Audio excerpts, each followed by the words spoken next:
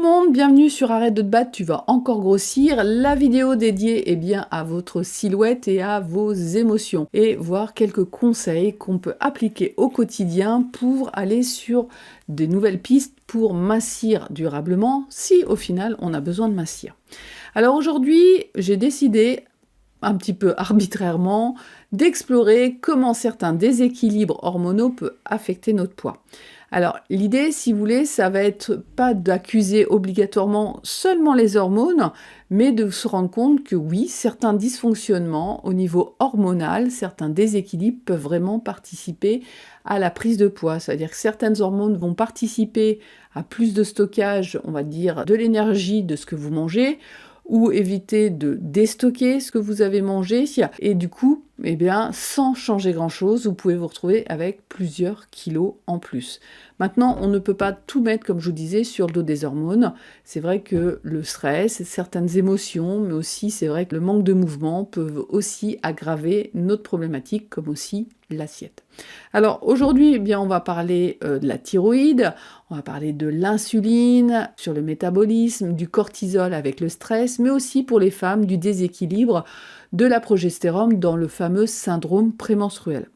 Alors, j'ai décidé de commencer par cette petite glande qui se trouve à la base du cou, qui s'appelle la thyroïde. Donc, elle est vraiment importante, elle a un rôle crucial sur notre corps, puisque cette petite glande va produire des hormones qui sont essentielles à de nombreuses fonctions, telles que le métabolisme, côté digestif, l'énergie, la mémoire, mais aussi les cycles. Quand on a une perturbation, une difficulté à produire correctement les hormones thyroïdiennes, ou à les transformer en hormones actives, on peut se retrouver avec tout plein de problématiques, dont une prise de poids. Donc le dysfonctionnement de la thyroïde, il peut se manifester avec des sensations de froid, la frilosité, une sensation de fatigue qui dure toute la journée, la notion des paupières gonflées. Alors quand je vais revenir sur la fatigue, il y a un petit signe particulier avec la thyroïde, c'est que lorsque vous êtes fatigué et que lorsque vous vous reposez, vous ne gagnez pas en énergie, c'est peut-être aussi un indicateur que votre thyroïde a plus de mal à bien fonctionner. Donc on a parlé de la prise de poids, mais aussi la sensation, vous savez, d'avoir un brouillard au niveau de la tête, d'avoir des trous de mémoire, ou aussi avoir une humeur pas très positive, la constipation et aussi, pour certaines femmes, des troubles au niveau du cycle. Alors bien sûr, idéalement, c'est de voir avec votre médecin comment checker la thyroïde avec peut-être un bilan, donc lui pourra voir ça avec vous. Mais sachez aussi que déjà de départ, votre thyroïde, elle a besoin de certains micronutriments pour fonctionner correctement.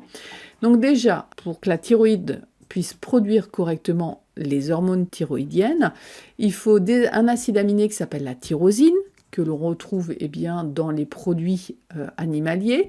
Il lui faut certains cofacteurs, donc je ne vais pas rentrer dans tous les cofacteurs, mais si vous voulez en savoir plus, n'hésitez pas à me mettre en commentaire que vous voulez que je développe plus une hormone qu'une autre, et ça je reviendrai dessus avec une autre vidéo. Alors on a deux cofacteurs dont je vais vous parler aujourd'hui, c'est le fer et l'iode. Le fer, beaucoup de femmes sont carencées en fer, et ce fer joue, on le sait, sur l'anémie, mais le fer est important aussi pour l'immunité, la thyroïde pour produire des hormones thyroïdiennes, mais même aussi pour l'humeur, pour produire la dopamine et la sérotonine. L'iode qu'on trouve dans les produits de la mer est aussi très important. Donc ce sont deux éléments, s'ils sont manquants dans l'assiette, qui peuvent participer à des troubles de la thyroïde. Donc, il est important de surveiller nos apports dans l'assiette. Pensez aussi que la thyroïde a des variations aussi en fonction du stress que l'on a au quotidien et aussi des désordres hormonaux. Alors maintenant, on va parler de la fameuse insulinorésistance qui est un trouble fonctionnel. Alors déjà, cette insulinorésistance, elle se constate facilement parce que déjà, c'est une prise de poids qui va se faire au niveau abdominal, qu'on retrouve surtout chez les hommes, mais on peut la retrouver aussi chez les femmes. Et il y a une période, on va dire, plus propice à ça, c'est la ménopause.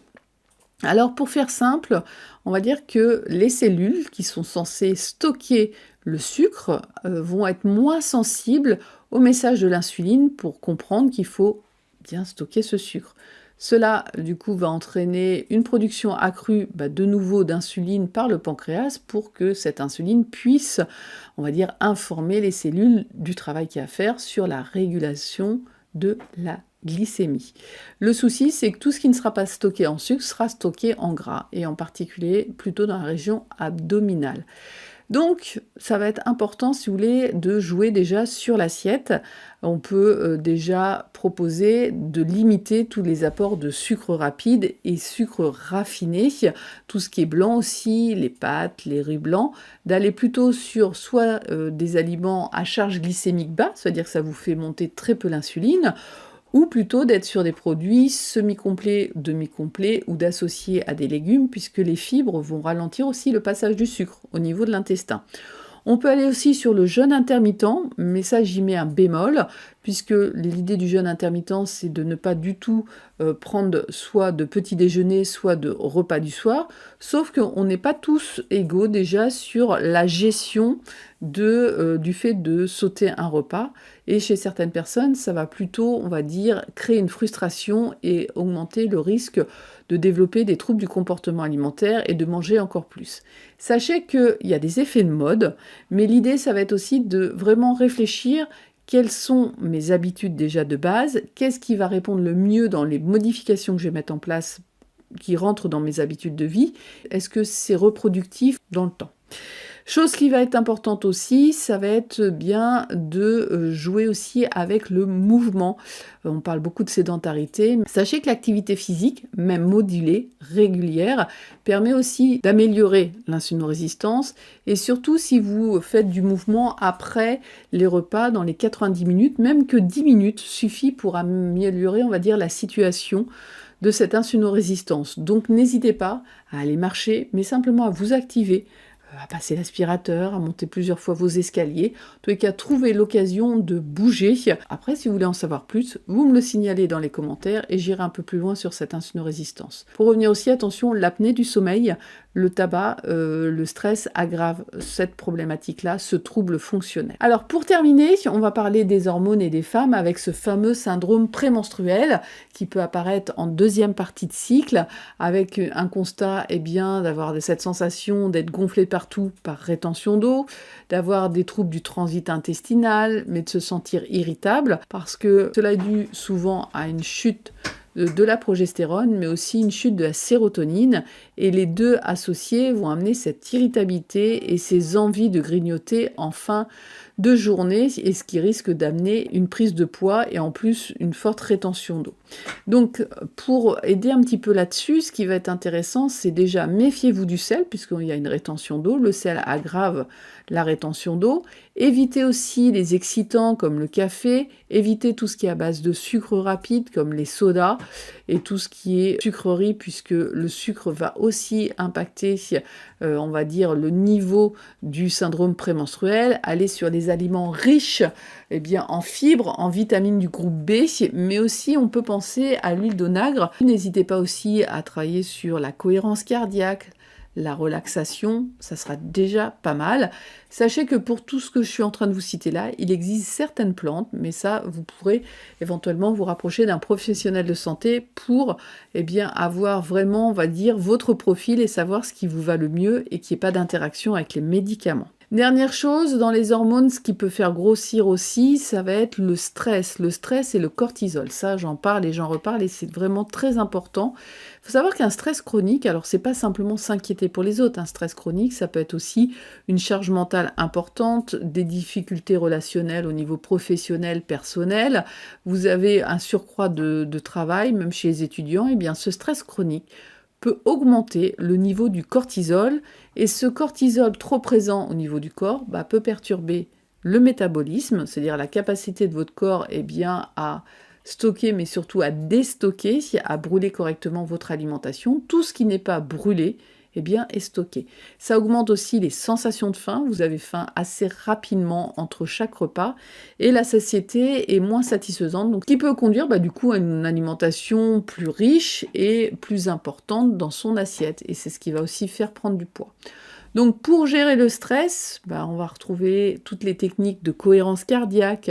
Alors pourquoi pas de méditation, de yoga, mais certaines personnes vont avoir besoin de se défouler. Donc ça peut être aussi un jogging, taper dans un punching ball. En tous les cas, il faut que vous trouviez quelque chose qui soit vraiment qui vous apaise. Ça peut être du dessin neurographique pour les gens créatifs, ça peut être de l'écriture, comme j'explique, illisible pour vraiment lâcher tout ce que on a sur la patate.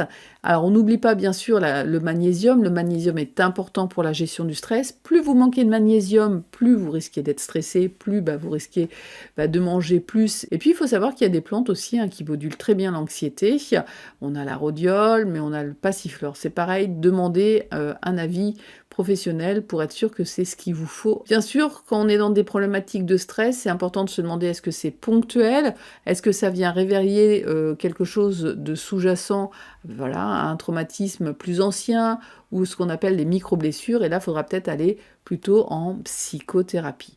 Donc, pour résumer, bien sûr que certaines hormones, que ça touche la thyroïde, l'insuline, des hormones féminines ou le stress, ces hormones peuvent participer à faire prendre du poids.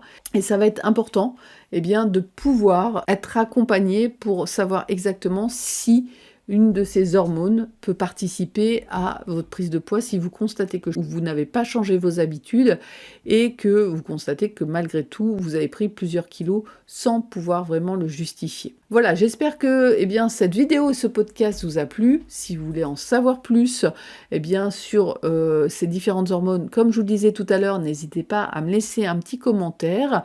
Sinon, si vous voulez en savoir plus pour les accompagnements, que ce soit pour le poids ou le bien-être physique, avec la naturopathie, l'hypnose de l'enfant intérieur, le dessin neurographique, vous pouvez aller sur www.silbaya.com. Vous pouvez aussi retrouver les différents ateliers que je propose et surtout n'hésitez pas à vous abonner et à liker pour soutenir la chaîne. Allez, je vous dis à bientôt. Bye bye.